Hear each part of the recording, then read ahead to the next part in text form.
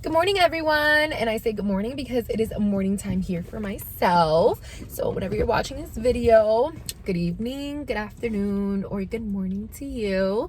So as you can see, the title of this video, it is a paranormal activity, paranormal encounters, my life stories, with the paranormal. So if you don't know already, I am a psychic medium, intuitive reader. I do upload here on this channel tarot readings for sun signs. Sometimes I do rising signs, and I do speak about some transits as well. So if you are into all of that, give me a follow, like, or comment if you have any experiences that you can relate to, or if there's anything you want to add to my video. Your comments are, and your likes, go right ahead. So I wanted to start off with when I was younger. I'm not gonna sit here and lie and say that I recall having any type of paranormal activity or anything of the unusual happen to me when I was like 1, 3, or 5. My parents never mentioned any stories about any sort of kind of thing already, too, because I grew up in a household where we didn't talk about things like that and all of that. So anywho, I can say when I was about 9, 10, 11, through those early, like that early age, or my earliest that I can remember, I did live in a home. It was a 3-story building, so it wasn't many like tenants there. It was just like my family and then the 2 other floors, and then the basement included. But anyways, we moved a lot. Growing up, I moved a lot. Okay, there's like a history of so many home addresses that I like lost count. But anyways, living at this home, everything was normal. We were just like, hey, we're gonna move. It's going to be a new home for us. It's like starting over. Like, we were used to it. So it wasn't until actually living there for a while, we started to encounter, like, I don't know, things that will happen that were kind of unexplainable. Like, you couldn't really explain. But again, I didn't grow up in a household where parents believed in any spiritual encounters or ghosts and hauntings. So I knew that I started to pick up and feel things there, and I knew that I wouldn't be able to mention or talk about it to my mom. Also, I'm the eldest of 3 siblings. Well, we're 3. And so my 2 younger siblings, I couldn't talk to them about it. So it was really no one that I could talk to about my experiences. But I knew that I started to like feel things in a home. So whether I would get goosebumps, I would really like feel like someone like not touched me, but that was their presence was there, but no one else was in the room. I remember feeling very uncomfortable using the restrooms, like the restroom or taking a shower, because I really feel like I was getting like creep vibes, you know, like just someone just staring at me, like during my most like private moments.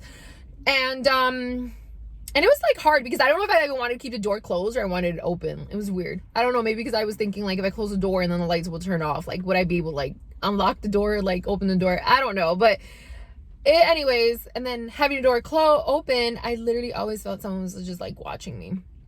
When I would sleep, I definitely would have strange dreams.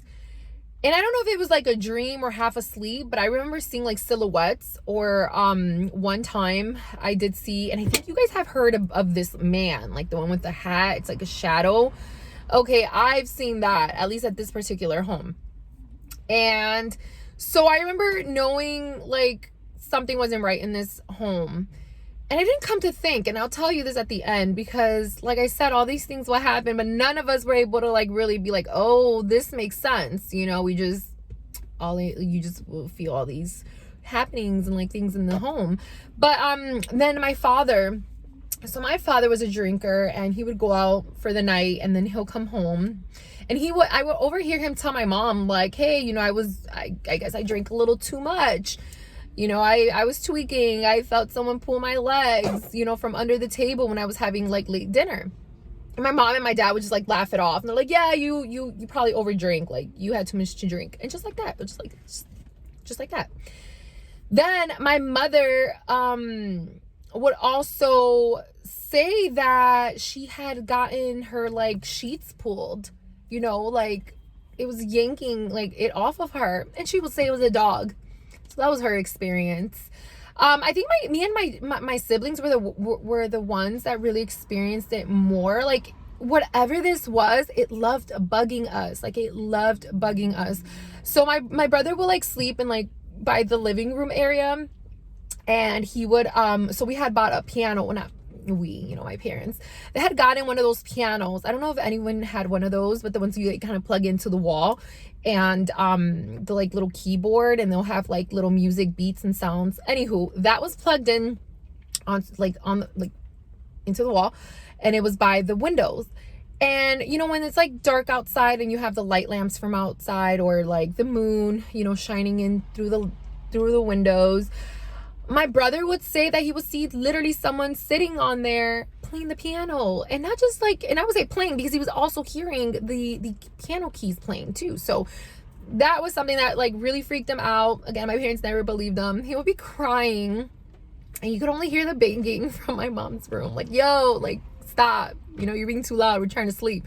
Again, no one took us seriously, any of these experiences. I would always get my name called too. I'm sure many of you guys can relate. When your name gets called out. And I would literally be like, what, mom? Like, what's going on? Like, you're calling me. She'll literally say that I'm crazy. Like, you're hearing things. Like, no one's calling you, you know?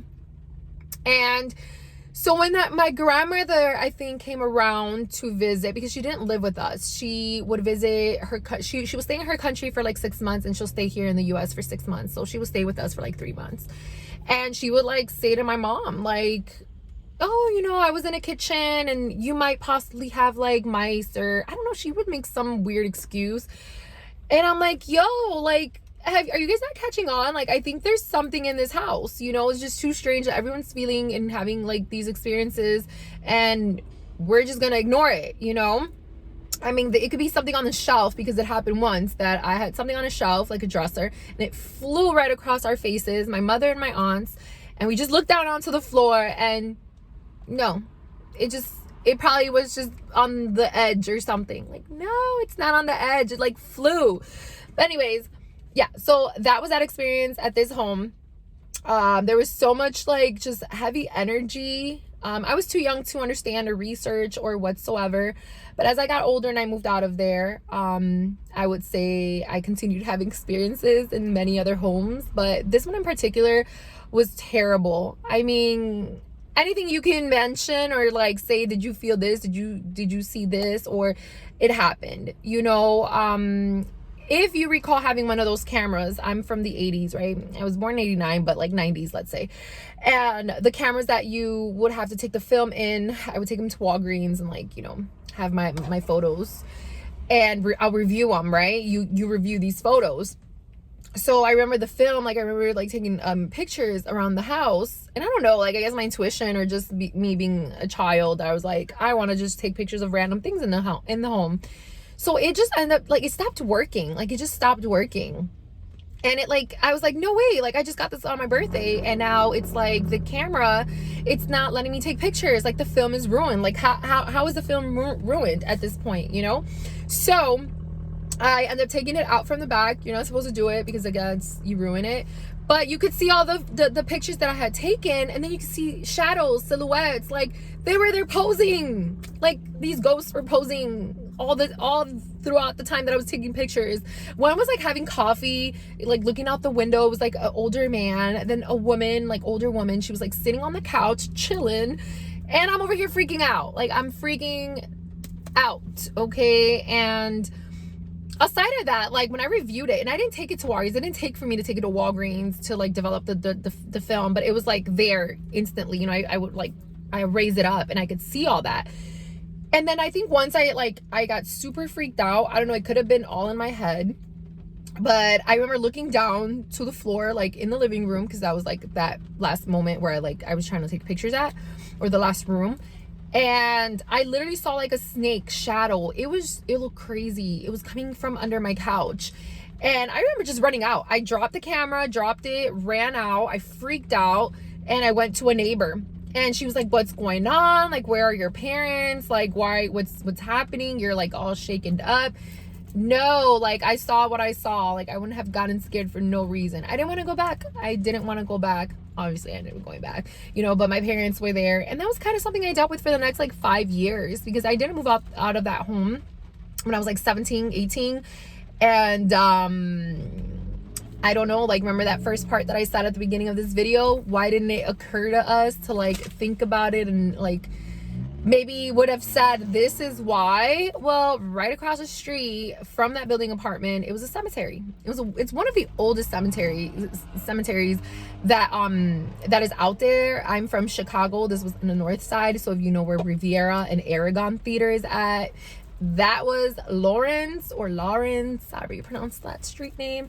That's where I lived. I lived right across the street from the cemetery that is there. And then I did research as like I got older. I ended up seeing that supposedly between Clark and Broadway, Al Capone, that was his area. That was where he would like chill and hang out. I think it was called the Green Mill. It's a bar that I don't know if it's still there, guys, but it's on Broadway by the train station, by Aragon Theater and Riviera. So that used to be his like area. So I'm starting to wonder, did anything happen there aside of just being because we're like, there's a cemetery there? Maybe we're like above like old, you know, like a graveyard, you know?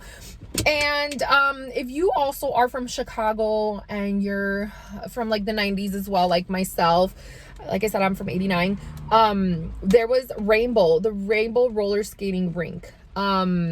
Rink or ring? Oh my god, I'm sorry guys. But yeah, it's where you would go rollerblade and roller skate. And I remember being young and loving to go there. It was so much fun. I was so sad when they like tore it down to build condominiums. But anyways, they ended up finding like skeletal remainings in like when they knocked the whole rainbow down. So then I'm just like, okay, this is just making a little more sense. I wonder again if all of this was happening, and I think I had talked to some neighbors if they would experience similar like paranormal activity. Some would say yes, but I don't know. Again, it wasn't really talked about. It wasn't really something that it was a topic of conversation that you will have with people like openly. So I wonder now, I mean, if you guys know anyone that grew up around that area in Chicago, please let me know in the comments below if you had any experiences just like myself or worse, because these are the ones that really kind of traumatized me. I'm sure that throughout the 5-6 years there was so much going on, there was so much more that was happening, but this is more of like kind of a recap of my experiences at that home. And if you love these videos, if you want to hear more about my stories and my experiences, let me know, because I have so many more stories to share. This is throughout my whole life, growing up and like moving around and living in new homes. And that's when I also discovered too that it's nothing that it's following me, it's just been me. It's just something that I think spirit has always been trying to communicate with me and talk to me. Just back then when I was younger, I would ignore it. I was creeped out. It was to a point where I would even pray to not have any type of gift. Like, I did not want to know anything. I didn't want to experience anything. But now that I'm older, it's like, it's not funny to me, but it doesn't scare me anymore, you know. Currently I am in a home where there's been tons of activity. It doesn't happen always, but I know when they do come around and when they leave, it's like they kind of visit and then they go. So yeah, guys, I hope you guys like this story time, or this story here of my paranormal experiences, and let me know if you have any of your own down below in the comments.